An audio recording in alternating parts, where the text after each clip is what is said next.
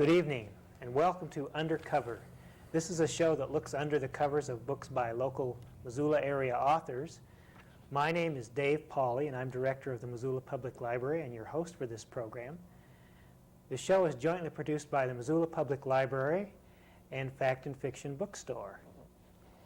We have as our guest for tonight's show, Michael McCoy. Welcome to Undercover. Thank you, Dave. Mike is the author of a couple of books about mountain biking, which is, if you've lived around Missoula for very long at all, you know is quite a popular outdoor hobby around here. So, the book that is displayed here is called Mountain Bike Adventures in the Northern Rockies, and he's also written a book about mountain biking in the Four Corners area.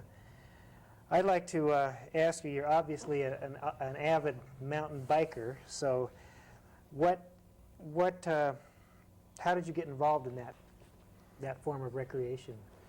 Well, I've been involved in recreation for a long time. I work, my real job, when I'm not doing this kind of thing, is working for Bike Centennial here in town.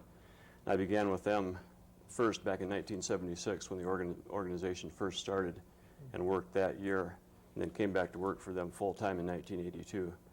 And shortly after I went back to work for Bike Centennial was when the mountain bike boom really started. Right. And I got into it myself in about 1984, and I just saw that I was starting to see some conflicts erupting in certain places in the more crowded areas of the country, like the Front Range of Colorado and Northern California, conflicts between mountain bikers and other trail users. And I thought there was going to be a need for guides to send people to places that weren't being used as much to help bypass some of these conflicts. Mm-hmm. In fact, you say in the introduction to your book that there are plenty of places for people to go mountain biking, that there really isn't any need for those kind of conflicts. Could you explain that a little bit? Well, I think the example of the rattlesnake here in Missoula is a real good case in point. It's a very good ride, but it's also the most popular ride in town, and everybody goes and does that ride because all their friends do it. And where there's something like, I heard, 2,000 or 3,000 miles of roads, rideable roads on the Lowell National Forest, yet probably, just guessing, 80% of the mountain bike outings take place in the short 15-mile rattlesnake corridor. Mm-hmm. And it's just a compounding thing, and there needs to be something to point out some of these other options and guide people to them in order to take some of the pressure off the more popular areas. Mm-hmm. So that's one of the motivations for writing the book, and to give people some options of where to go to enjoy enjoy the sport. And you also said in your introduction that you didn't think there was any need for mountain bikers to go to designated wilderness areas or areas that are set aside for foot traffic or that sort of thing. Right. For one thing, it's illegal. Mountain bikes cannot go into wilderness areas, and I think even if they were open to mountain bikes, we don't need that extra land. There is so much available already to mountain biking if people just go about finding it and through guides and talking to forest administrators and so on. Mm-hmm. I wonder, maybe you could talk a little bit about bikes themselves. I mean, I see tons of mountain bikes, or what seem to be, I call mountain bikes, all over Missoula. What about somebody that's looking to get involved in this sport? What should they look for in a bike, first of all? Well, it depends at what level or what they want to do with the mountain bike that they get. Because you're right, the mountain bike is really the bike of choice today, where the 10-speed touring bike was the bike of the bike boom of the 1970s. Right. The mountain bike is the bike of this bike boom, and there really is a bike boom going on. Yeah. Recently, Outside Business magazine said that they did a poll of outdoor retailers in the country, and they found that mountain biking is indeed the fastest growing recreation in the country. Wow. And the mountain bike is being used for a lot of different things. Although they're all called mountain bikes, not necessarily everybody is riding in the mountains or even off the pavement with them. It's been estimated, I've read, that only between 10 and 20% of the mountain bikes that leave the showroom floor will ever leave the pavement. Because, among other things, it's a great town bike and a great commuting bike, as I understand you found out yourself. Yeah. The upright handlebars make it easier to look around in traffic, and the better brakes and the fat tires absorb the shock of potholes and so on. So they're good in mountains, but they're also good in urban environments. So if someone isn't necessarily going to be off-road riding, there still might be a reason for them to purchase a bike. Yeah, but there probably isn't as much need for them to spend as much money, because they won't need the really sturdy frame and the fork that goes along with spending upwards of $600 plus on a mountain bike. They can probably get by on spending $200 to $300 on a lower end model and have it work fine in the city. Mm-hmm. But if they are going to go off-road, what about then? Or they are going to do some trail riding, what are they looking at in terms of price and features of a bike? As far as price goes, if you get much under, or I'd say at all under $300, you're probably going to pay for it by getting some kind of a breakdown in the backcountry at some point. Because once you get above the $300 point or thereabouts, you get into a front fork, which is made of a stronger alloy than the bikes than the cheaper bikes are made of, and that is one of the first. It takes the most shock from the rocks and things you hit when you're mountain biking. That will be one of the first things to go, as will be the rims. The rims are also of a lower grade alloy if you spend much less than $300. So it's a safety consideration? It really is safety and investment. It's a lot better investment to spend over $300 because the bike will last you a lot longer. Right. You did, again, in the introductory material, you talked about safety and what people need to do to get themselves prepared for this kind of a sport. What about, you talked about physically prepared and the equipment that you need. How do those of us who may not feel quite fit enough for this kind of thing yet, what should we do to get ourselves ready, do you think? Well, there's a real wide array of the difficulty options out there, and I think you can just begin by going on some of the easier rides. You know, nobody says you have to go out and do a killer ride of 40 miles the first time out. You can just go out for as long as you like and build your endurance up on gradually steepening routes. What about in the winter when you can't ride a bike? Is there what do you do, for example, to keep? Well, funny enough, although I write books about mountain biking, what I consider my primary recreation is cross-country skiing. So I use mountain biking, in my mind, to get in shape or keep in shape for skiing in the winter. Okay. So vice versa, you can go cross-country skiing and stay in fine shape for mountain biking. Or, of course, go to a club and ride the stationary bike. And I find that through the year, by varying your exercise, you stay a lot fresher for the things that you like when that appropriate season rolls around, rather than try to, for me it would be to fight through the winter like some people do and ride their bikes through the winter, actually doing training rides on snowy streets and so on. To me, that wouldn't be fun, and I think I wouldn't come into the spring as fresh as I do otherwise.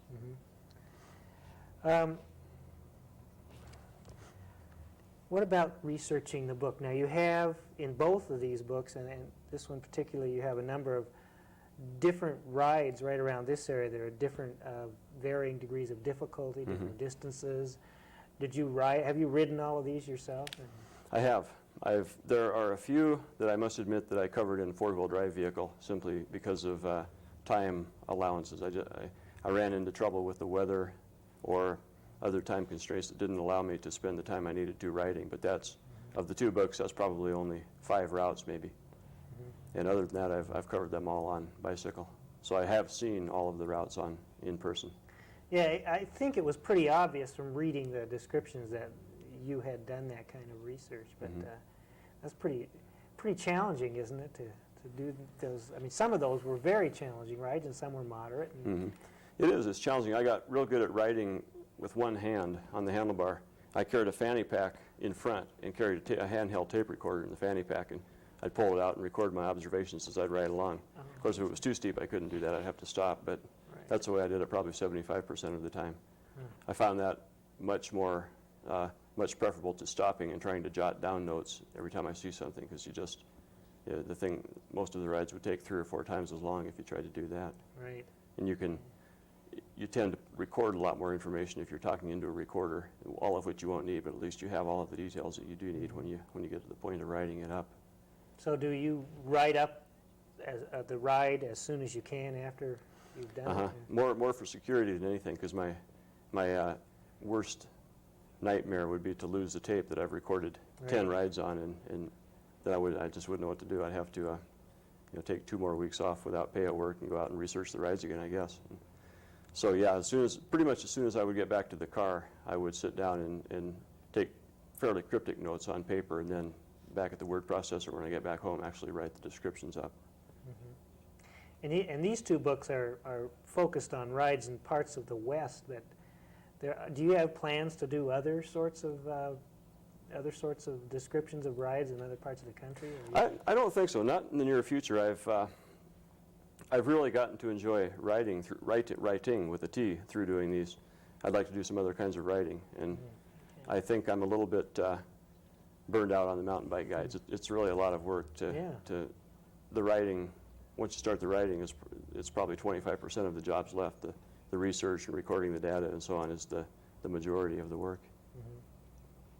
You're pretty careful also in your book to talk about what some of the hazards might be that people might run into. Like you don't advocate going alone, right?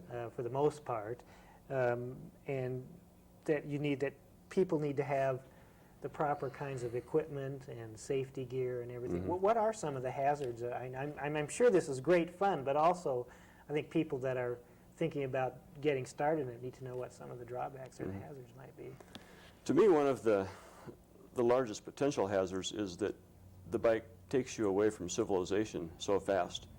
Whereas if you're hiking, if you hike for an hour, you might be at a pretty good pace. You might be 3 or 4 miles away. But if you're cycling at a pretty good clip, you can be 15 miles away. And then you break down or run out of water or have an injury or something, you can be in a lot of trouble trying to figure out how to, what to do next. That's in my mind the most hazard. And then just other obvious hazards of falling down and hurting yourself on the bike, and backcountry hazards of lightning and bad water and things like that go along with just about any backcountry type of pursuit. Right. Yeah. In fact, you had a section in there somewhere I read about what to do in case of a lightning, electrical storm. Yeah, and I wrote that from experience too. It's not a. I mean, that really happened to you when you were biking? Yeah, it's a scary experience to get caught on a ridge when a lightning storm rolls in. Yeah. Well, in the mountains, though, aren't those pretty common? They are. That I talk about, as you may have seen there, I talk about the times of day that are better to ride in the thunder and lightning season than other times of day.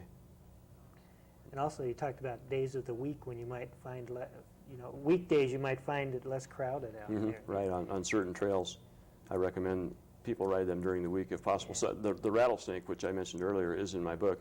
I recommend in there that people ride that on a weekday because so many people do go up there on the weekends. So in some places, congestion might really be a problem with so many people. In some places, yeah. Okay. And on the other hand, sometimes weekends are better if you're using a lot of logging roads where there might be some logging activity going on, as an example. Right. Yeah, I didn't think of that.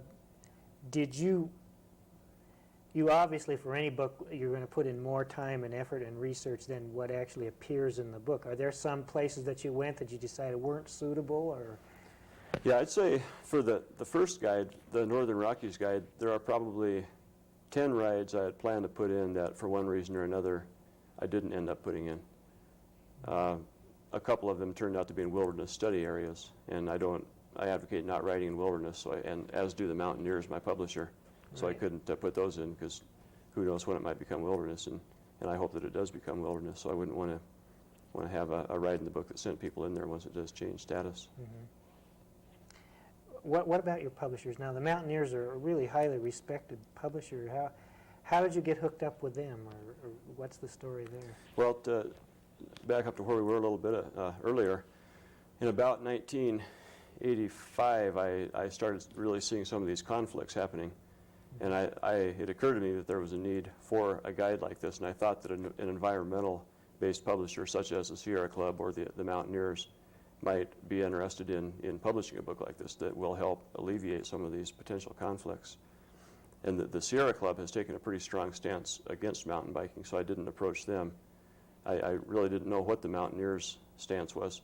I sent them a query letter, and they wrote back quite discouraging, actually. They said that we've been approached by quite a few people who've wanted to do mountain biking guides, but our board of directors says stay away from that. That's a can of worms. But somehow I managed to convince them that they'd be doing a service for the backcountry and other users and mountain bicyclists by taking the lead in publishing these guides. And I made the contract, finally wound the contract up for this book in late 1986. excuse me, late 1987. It was finally published in June of 1989. And do you get feedback from them about when you send in the manuscript about, well, we like this, we don't like this, we want this in, or Yeah. how did that work? Were you happy with that process? Or? The first book was really a learning experience for me because I hadn't ever had anything major edited by, well, I'd never written anything major, so I'd never had anything go through the editing process. And I think I didn't get enough editorial guidelines to begin with. I found out, I learned a good lesson there, and there had to be quite a few changes, mainly organizational changes. But the second one was really a breeze after I figured out how they wanted it, and I saw that the way they wanted it was indeed better than the way that I had envisioned it. So the second one was much easier to write. What about, maybe, I wonder if you could talk a little bit about Bike Centennial. You're the Program director. Program director for Bike Centennial. Maybe for those of us who don't know a lot about it, what exactly is that organization? Yeah, Bike Centennial is located here in Little Old Missoula. We're actually the largest recreational cycling organization in the country. We have about 27,000 members. Just to give you an idea of how national we are in scope, of those 20,000 members, less than 1% live in Montana. And quite a few of them live in other countries. Probably 5 to 10% of our membership probably lives outside of the United States. We're involved in most aspects of recreational as opposed to racing type of cycling, bicycle touring, mountain biking, advocacy in urban situations, how to improve cycling conditions for the commuter and the person riding in urban environments. Largely because, I would say, because of my interest in mountain biking and because of my successes with the Mountaineers, we have gotten into actually mapping mountain bike routes and mountain bike maps for the Forest Service. We did a project with the Lola National Forest here in Missoula and the surrounding area for mountain bike routes on that forest, and we've entered into a similar partnership with the Bridger Teton Forest in Jackson Hole, Wyoming, which we'll be doing this summer. And we've gotten responses or inquiries from, I'd guess, somewhere around 20 of the approximately 120 national forests in the country to do something similar at some point in the future. So there's some interest out there from the Forest Service about There is. Both the Forest Service and I rarely in the past have complimented the Bureau of Land Management, but the BLM is really getting into this too. And I think mountain biking is, in a way, is forcing the BLM especially to get into recreation in a way that they never have before. Because so much of the land in the Southwest that I cover in my second book, in the Four Corners region, so much of that land is under the domain of the Bureau of Land Management, as opposed to most of the public land up here is Forest Service. Right. Now, your books are obviously aimed at the responsible person who's going to take a look at where it is that they want to bike, where the good places are, where the places they aren't going to disturb the natural landscape. But is it a problem? Are there people out biking in places they shouldn't be? Yeah, there really are. There, in quite a few circumstances. I also aim it at those people, hoping that I can bring them over. Right. Yeah. Sure. I think probably at the root of the problem is that a lot of the older mountain bikers, the people who got into it, are just using mountain bikes. They discovered that it's another way to have fun in the outdoors. They were probably backpackers. They may still be backpackers or climbers or whatever. Some of the younger people that have gotten into it, I think, don't have the environmental ethic built up yet that the older people do. And it's a matter of trying to build that ethic in some of the younger people who are getting into the sport. A lot of them have moved over from BMX racing, which is a pretty radical sport, really. Right.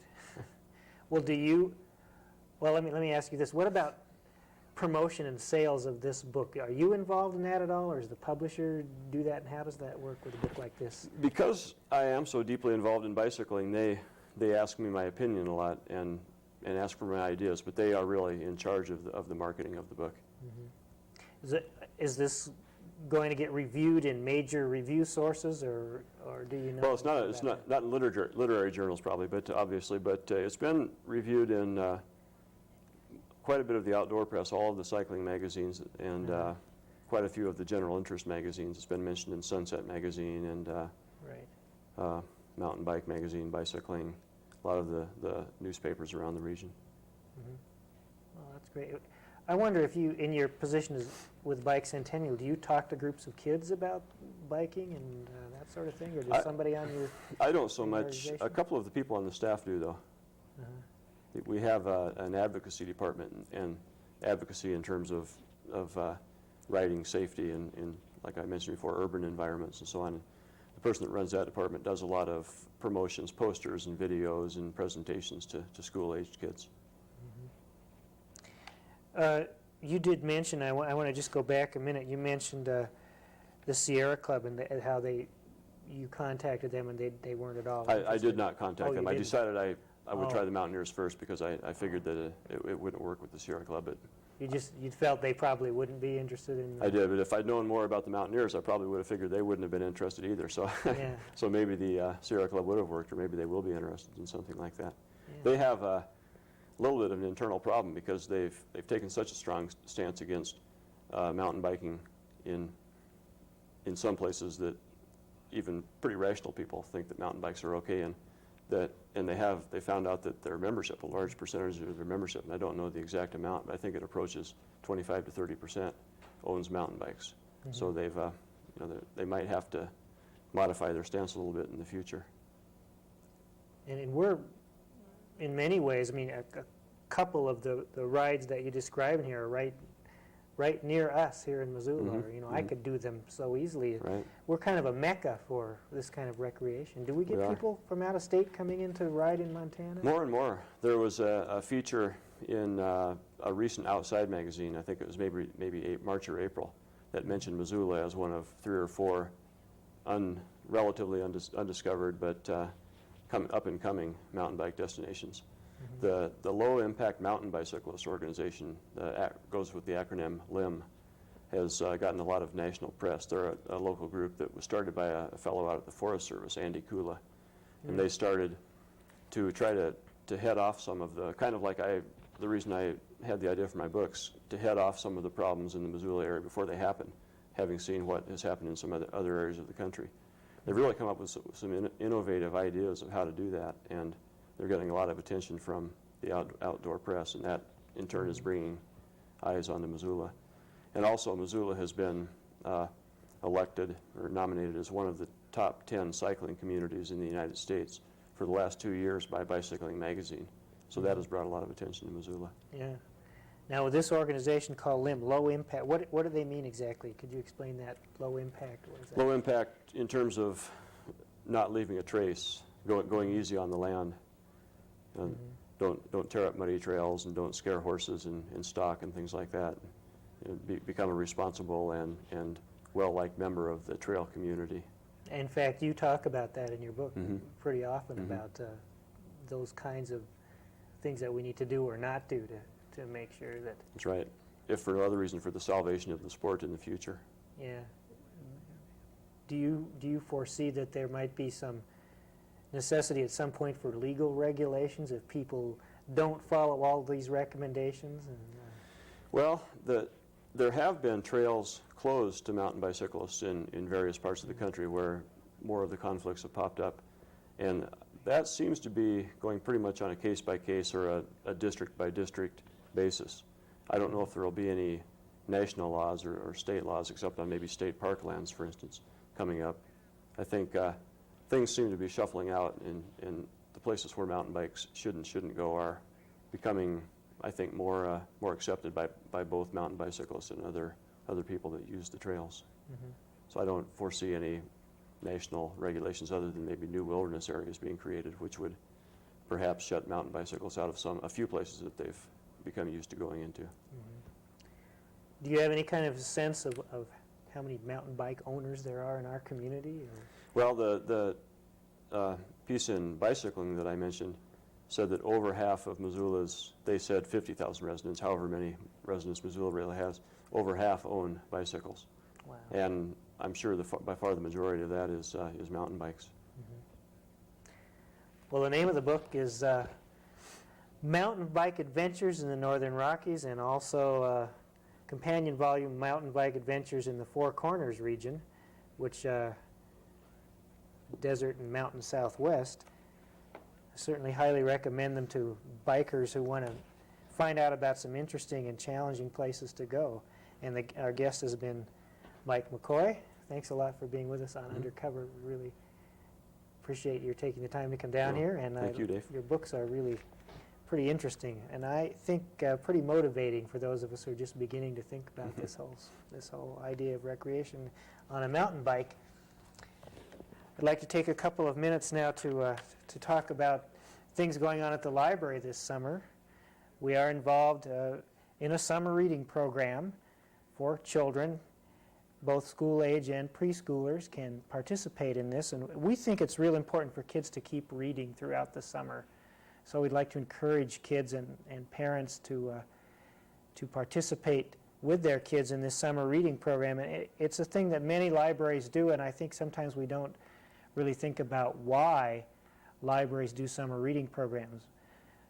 All the research that we know about indicates that kids who read during the summer keep their academic skills up, and when they go back to school in the fall, their reading level has not gone behind, but in fact in many cases they have advanced in their reading skills.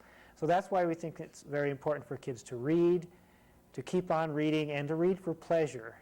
And that's why we encourage children to participate in summer reading program. We have some special programs during the summer months. 1:30 on Tuesdays in July we'll be doing activity programs for school-age kids. And also during the month of July we'll be doing a preschool story time at 1:30 on Thursdays for kids ages 3 to 5. And we just think it's real essential for kids to come to love books and reading, and that's exactly what we're trying to do with all the programs we do for kids. And the summer gives us an opportunity to reach a lot of children in Missoula. So we urge parents to make sure their kids are participating in this. It's lots of fun. There are no tests, no grades, no worksheets, just some fun activities and lots of good books for them to investigate. If you want more information about our summer reading programs or any of the programs that we do at the library, please call us at 721-2665. And I'd also like to emphasize that our summer hours are the same. Hasn't been true in the past, but this summer we are open 6 days a week, including Saturdays. We're open until 9 in the evenings, Monday through Thursday, and 10 to 6 on Friday and Saturday. So we encourage people to come down to the library during those hours. And if you don't remember, you can always call us at that famous number, 721-BOOK, and find out what our hours are. Again, I'd like to thank Mike McCoy for being our guest on Undercover and for writing these wonderful books about mountain biking. Can't think of a more appropriate place to do that than Missoula, Montana. Thanks again. Thank you, Dave.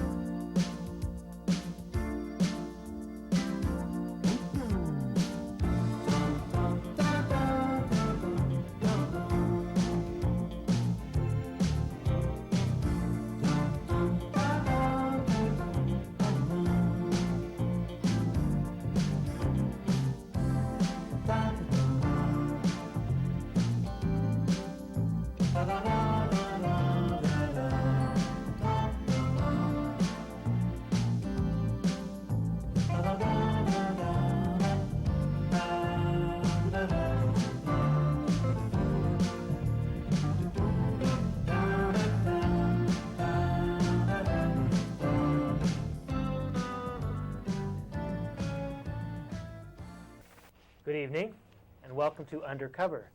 This is the show that usually looks between the covers of books by Missoula and Western Montana area authors. However, tonight we have a very special and different kind of show. My name is Dave Pauly. I'm director of the Missoula Public Library, and this show is jointly produced by the Missoula Public Library and the folks at Fact and Fiction Bookstore, along with some help from MCAT, Missoula Community Access Television.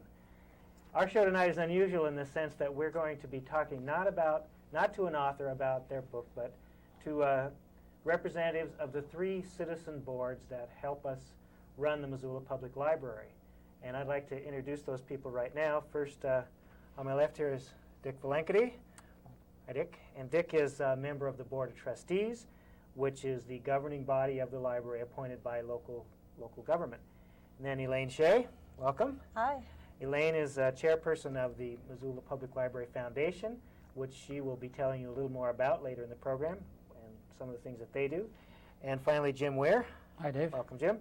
Jim is the president of the Friends of the Library, and he's also going to have some words about how the Friends help support us. Public library means that word public, I think, is key because it means that institution depends on the support that we get from the public. These 3 people tonight are representative of the kind of volunteer citizens that we have to have if we're going to be successful. And I'm going to be just speaking informally with them a little bit about what each one of the roles of the boards they serve on is. And first I'd like to start with Dick. I wonder if you could talk about some of the decision-making process that goes on on the Library Board of Trustees. You're the governing body, but I think probably a lot of people don't know what that really means. And you can even give specific examples if you want to of things that the library boards had to decide recently.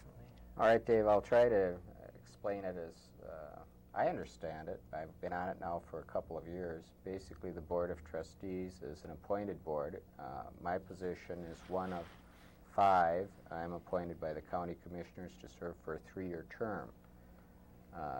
Our duties are set by statute, and basically we review library policy, that is what kind of things are going to be in the library. We review what the physical needs of the library, and we review the staffing of the library and those type of things. A lot of our actual power, if you want to call it that, is limited by the budget process, which is of course just another part of the county. But we are an independent board in that we do oversee those parts, that part of the library. Okay, thank you. Elaine, probably a lot of people don't know what the Missoula Public Library Foundation is, so could you explain a little bit about that? Well, the foundation, Dave, just takes the kind of operations that Dick was talking about a step further into planning for the future. The trustees often have the day-to-day sorts of things that they're thinking about and wrestling with the budget and trying to meet the needs. So the foundation looks beyond that point, and we want to say, how can the library, Missoula Public Library, best meet the needs of Missoulians for 25 years to come? What collections are really important, and maybe the budget doesn't allow for those special kinds of considerations, and how can we solicit funding beyond what the ordinary funding is from the city and county governments? How can we solicit major gifts and approach foundations? We are a nonprofit 501c3 charitable organization, and so we're eligible for many kinds of gifts. Sometimes there are people in our community who would like to give to a nonprofit organization, one like the library that helps so many different kinds of people.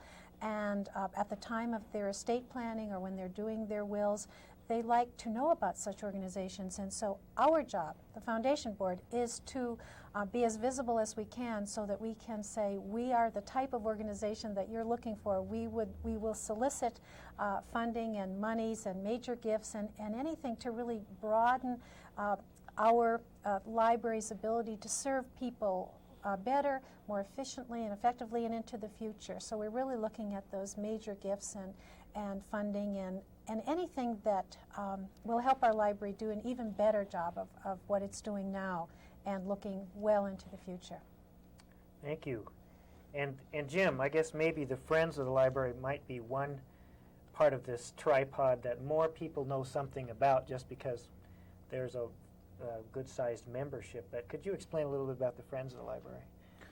Well, the Friends basically is an organization where anybody can join the Friends of the Library, and through their membership fee, which is $3 individual and $10 for a family, basically designate and contribute funds to the organization, and then we in turn support the library through buying various artifacts like shelving, and we bought a couple of photocopying machines. We helped buy a microfilm printer reader, and what we basically do is meet every month, and the library, the board of directors of the Friends basically listen to requests from you and from the library, and we decide if we can support that project or support that request for buying additional equipment for the library. Mostly it's equipment that we buy, things which the library needs, which is not provided in their budget.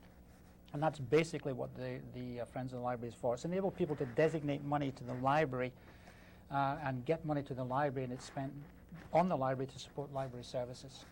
And we buy books, we buy children's books, we buy shelving, and anything that comes along that we think we can support for the library. And that's basically what the Friends of the Library do. And it's a really good organization. I guess maybe people might want to know or might think, well, the library is a tax-supported institution, and we do have a levy that provides part of our budget.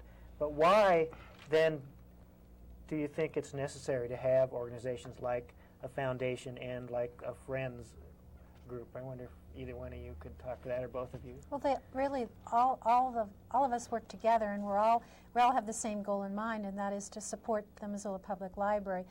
But there are different ways that people can help. Some people like to give their time and their energy to fundraising projects, and they like to do perhaps smaller individual projects, and so they become active in the Friends. And other people may want to be involved, for example, with the foundation, because we can offer people who want to donate to the library major gifts. We can offer them that tax-deductible donation so that they can see that their money is not spent. There will be a corpus that will continue to build and grow into the future, and that can be very appealing for people who just want to have a gift that continues to give. And then, I don't want to speak for the trustees, but as a former trustee for the library, it was really exciting to make some decisions that really affected how the library was run and how the library helped people more. So it seems like all of the roles are very sort of compatible and work well with each other. And I'd like just to say that the library doesn't have unlimited funds. It's tax dollars, and it doesn't have unlimited funds because we all know under the budget constraints that we don't have unlimited dollars. And this is a way for people really to give extra help.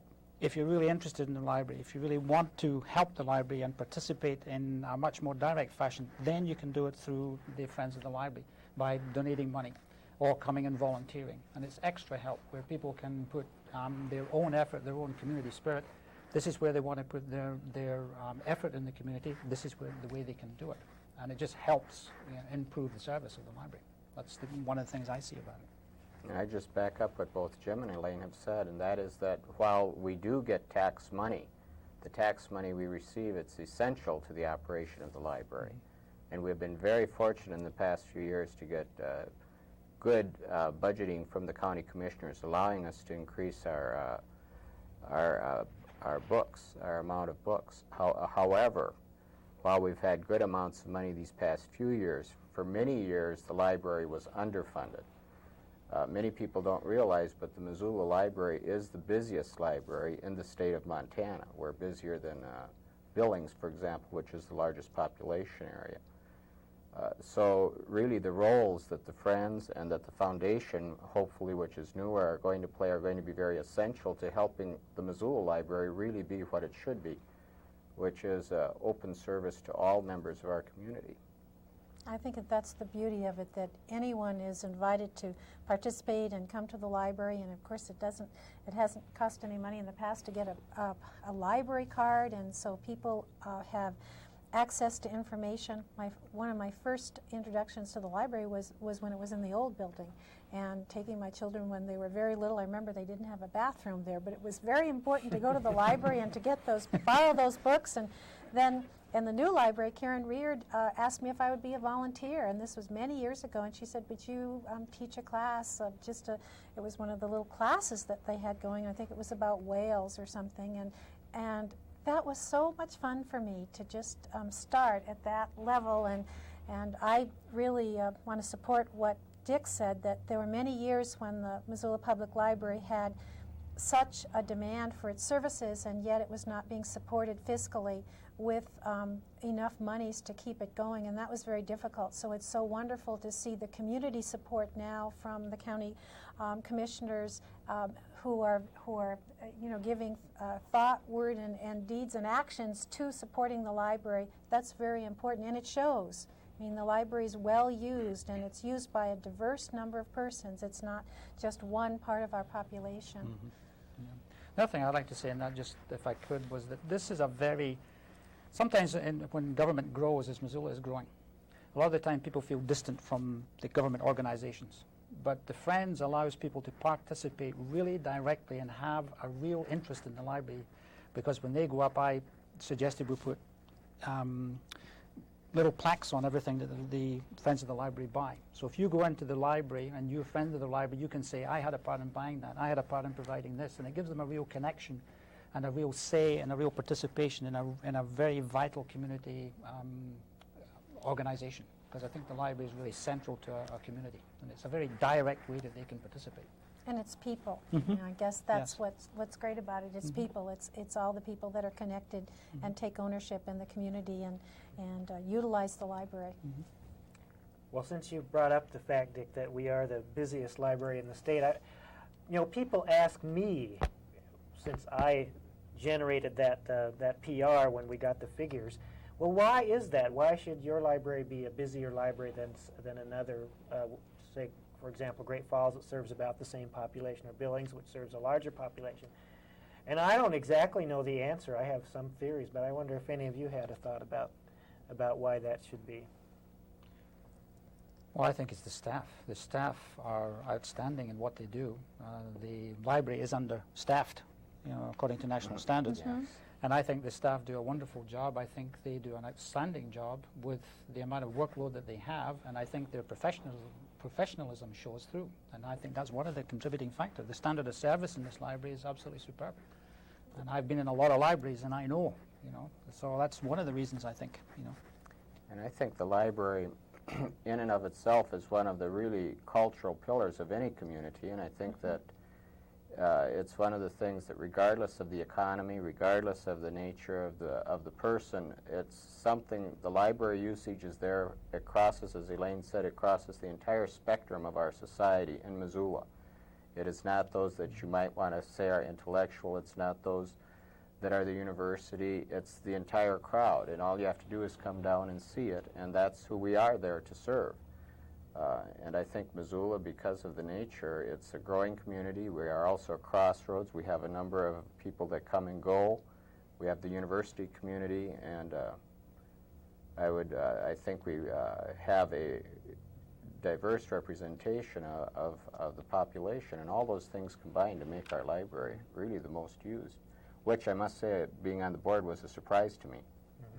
Another surprise to me was really, just like Elaine said too, how nice it is to hear when we are getting something from the Friends or from the foundation.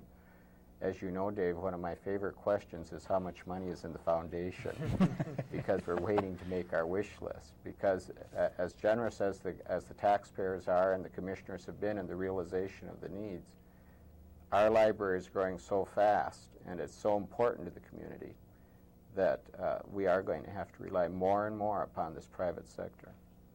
I like the collections at the library too. Not that they're adequate for years to come, but that we have some very good collections, whether we're talking about the children's collection or the business collection. I think there are people who come consumers who come to just use those specific collections, and the staff is very responsive. I've always felt that they invited our questions, or I could call up on the phone and just say, which Consumer Reports magazine dealt with bread machines, and they will have something ready for me. And I like that kind of individual attention, and I suspect that other people feel the same way, and that's why the library is always busy. You know, you're busy year-round. Well, we sure are. Just one other thing I'd like to say too, and I think one of the major factors in the success of this library is the public support, particularly for the bond issue for the Dynex computerization system, which I think is tremendous. It's really opened up and really made the operation of the library a great deal more user-friendly. And the public and the taxpayer support base out there also supports the library staff to give the service, and it's a self-supporting thing, I think. And also the loyalty of the Friends of the Library members, who have been so loyal over the years, and they just continue their support. And I think if people continue to give support, then you must be doing successfully or the right thing or whatever, because we never hear many complaints about the service out there. And I think the community supports the library staff. The library staff, in turn, gives back a good service, and that reinforces, and it's an ongoing thing. And I think that's very important in the library, at least from my perspective. I would second that. The staff at the library is unique. It's very good, and they've done a lot in and of their own that are beyond the call of what their job descriptions ask for. Seems Dave like you must. himself wears 3 hats, I believe. At least.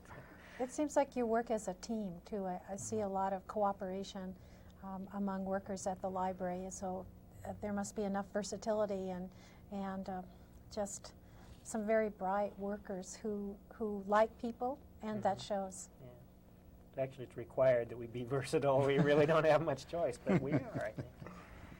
I wonder if we could talk a little bit about the recently completed 5-year long-range plan that Dick was instrumental in getting passed through the board. He served on the committee that revised and updated that. First of all, why is a long-range plan necessary, or what's the purpose of doing that, Dick? Well, I think it's important. As I understand, when I got on the board, there was a long-range plan. And it's something that really is a part of the general planning device for us to look in the future, see where the library is heading.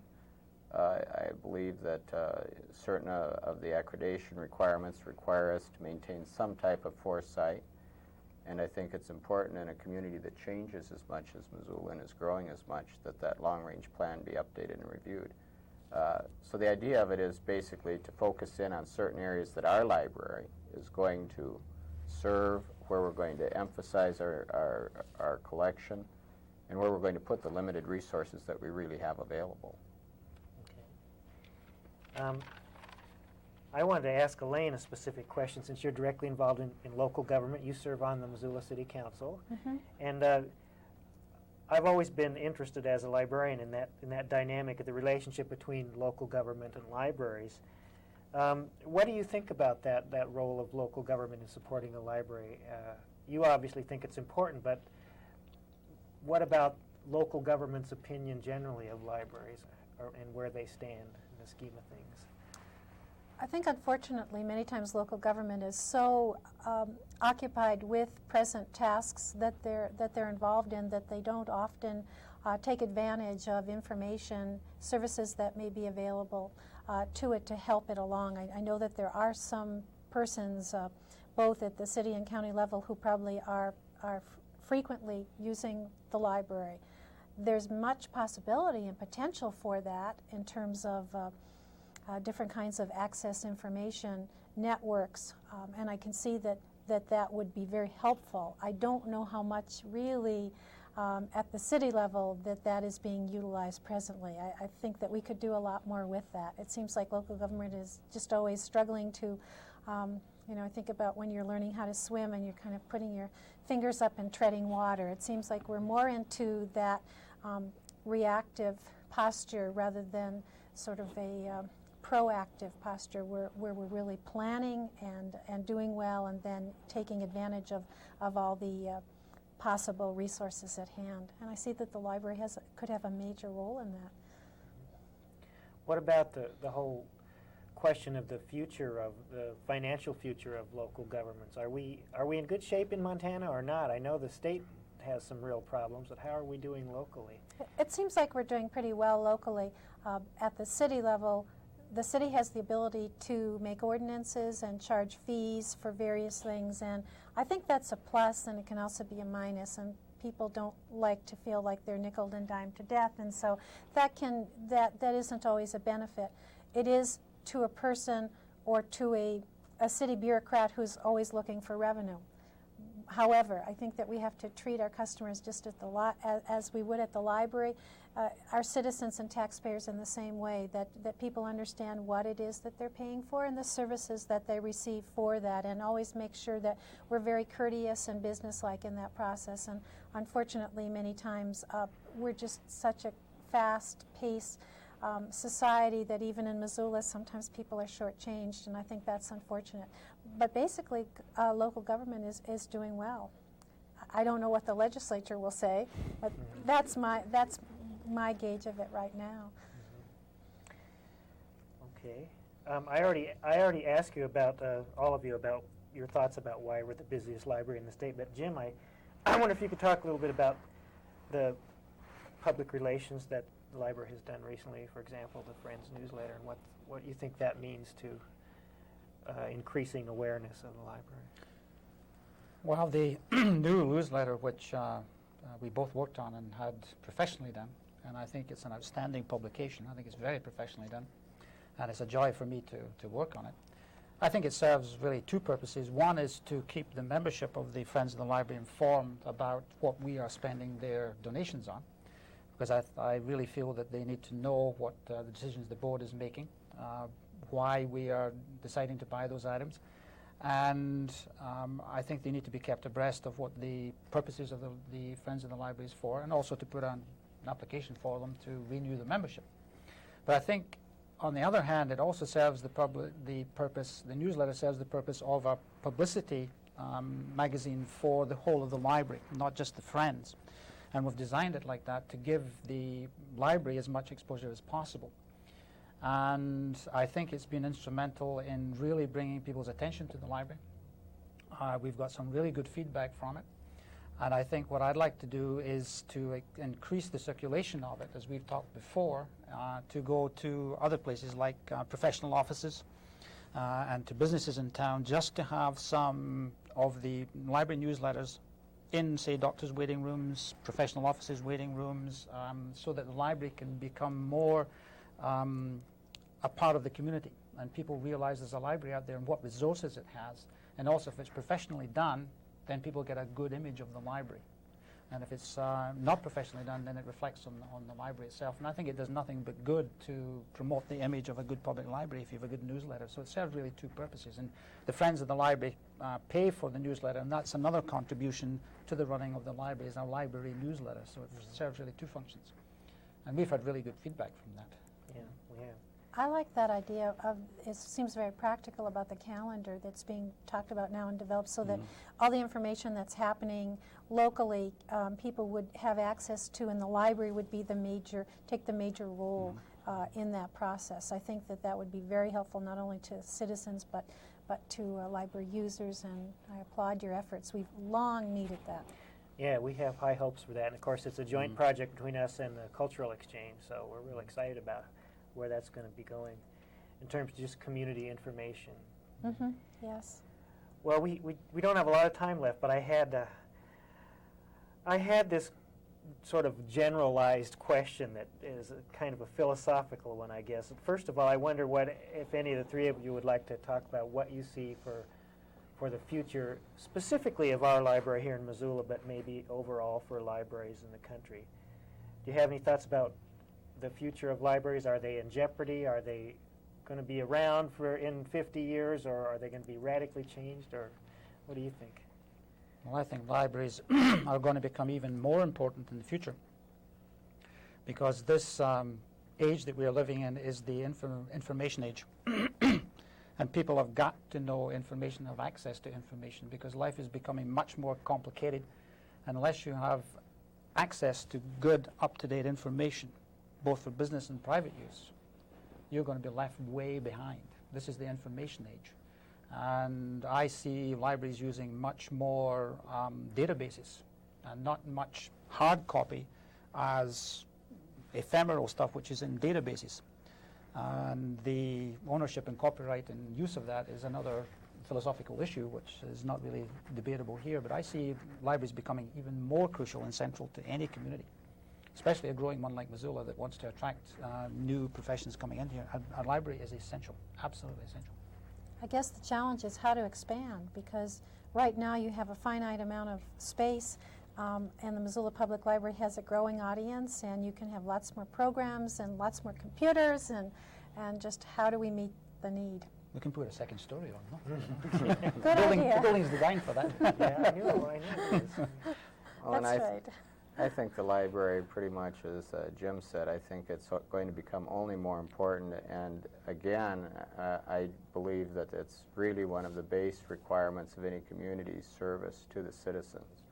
I think every citizen has the right to have access to that basic information, and that it's one of the few services that has this broad a spectrum of our community in it. Yeah. We become a reference library, we become a relearning center, self-educational. It's also a community center to a certain amount, and it's a continuous exchange of information. It's just essential to your part of citizenship. I think it transcends just a luxury. Well, I want to thank all three of you for being my guests today on Undercover. I appreciate all your good comments about the library. Again, let me just reintroduce people so you make sure. Dick Valenkity is on the Board of Trustees for the library, which is the governing board. Elaine Shea is the chairperson of the Missoula Public Library Foundation, and Jim Weir is the president of the Friends of the Library. In the last few minutes, I want to make a few comments about things that are happening, as I usually do, down at the library. First of all, in February, we'll be starting up our ever-popular story hours again, and those we run a morning one, an afternoon one, and an evening one. And if you want to get more information about those or find out about when they'll be held, call us at 721-2665. That is 721-BOOK. Also, I want to mention another program that has been around a little while now. I used to say it was a new program, but it no longer is. But it's a very successful program, and that is Book Babies, which we have every Wednesday evening, the first Wednesday evening of every month at 7 o'clock. And that is for babies ages birth to 24 months and their parents. We have a little time for sharing some stories and finger plays and flannel board and that kind of thing for the babies. We also get a speaker to come in and talk to the parents about all kinds of subjects, raising kids, finding good daycare, good nutrition, that sort of thing. So again, you can call us at 721-BOOK if you want any information about that. Finally, I want to put in a plug for the Adult Book Discussion Group, which meets the third Thursday of every month. And we have been discussing contemporary novels. If you're interested in that, you can call and talk to me or to Christine or to Betty. That's kind of a fun and fairly new program that we're offering at the library.